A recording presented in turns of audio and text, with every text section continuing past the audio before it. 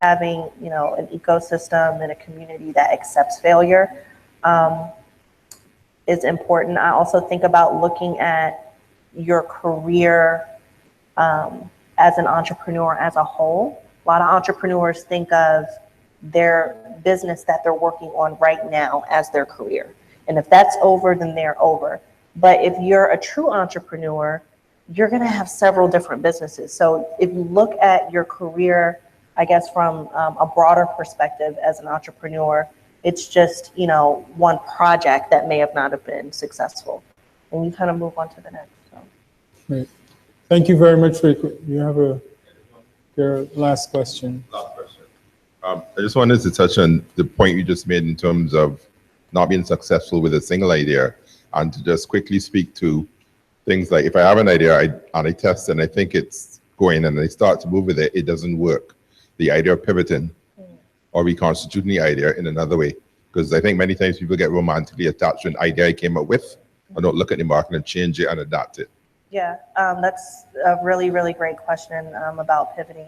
A lot of times as entrepreneurs, we think something is going to, this idea is going to have a certain level of adoption, or the customer is going to love it, or they're going to love this one specific feature that you just love. And so you've been focusing on this one specific feature for, you know, I don't know, 6 months, and then you release it and that's not really what they like. That's why it's really, really important to test things cheaply.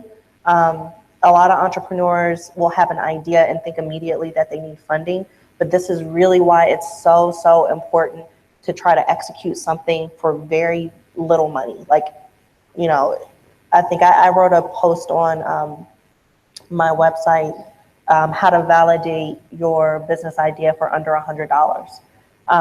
Spending something like $100 is not a lot of money, and then you can actually get the data that you need to make the changes that you need to make, versus putting all this time, effort, and money, maybe somebody else's money, maybe some of it your own money, into something, and then, you know, having to completely change paths. Just being smart about it, and then also paying attention to what your customers are saying is very, very important. A lot of entrepreneurs don't listen to what their customers are saying at all, and it's really what they're listening to is really kind of themselves. So I guess it kind of goes back to ego a little bit.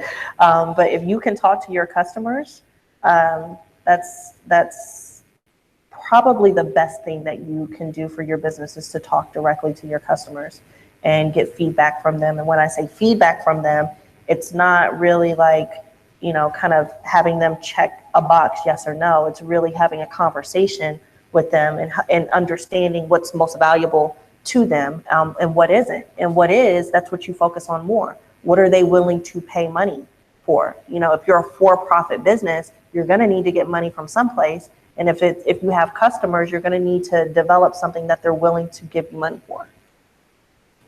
Very good. Thank you very much. I just want to just emphasize what was just said in relation to testing your market, and also testing it, as you said, testing it cheaply. A lot of entrepreneurs get very, very involved with their ideas and spend an inordinate amount of time developing it and building it out, only to find out after all that time and money spent, it's not suited for the market. So it's not a market fit. Can you just leave some parting words with the entrepreneurs here in terms of working on their idea and getting it to the point where it becomes attractive, that either someone is going to be interested in funding it, or the customers would be interested in supporting it and supporting its growth? Just a few parting words.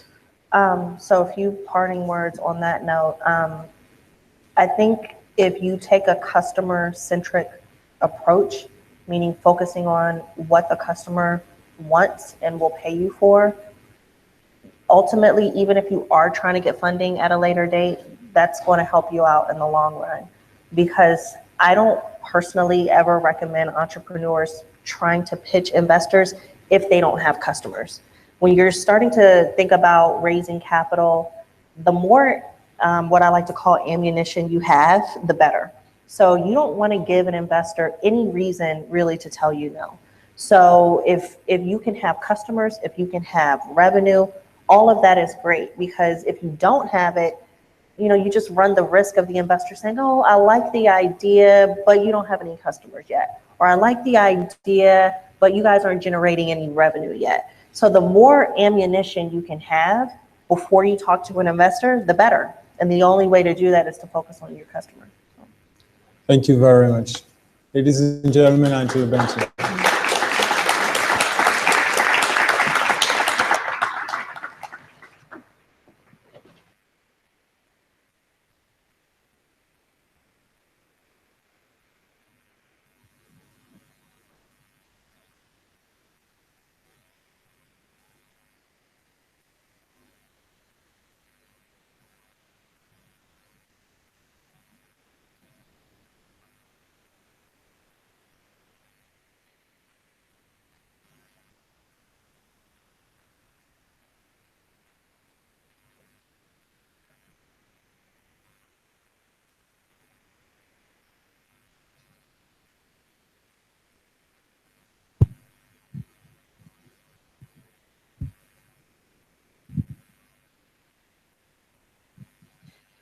Thank you once again to Angela Benton of NewMe Accelerator. Another big round of applause for her.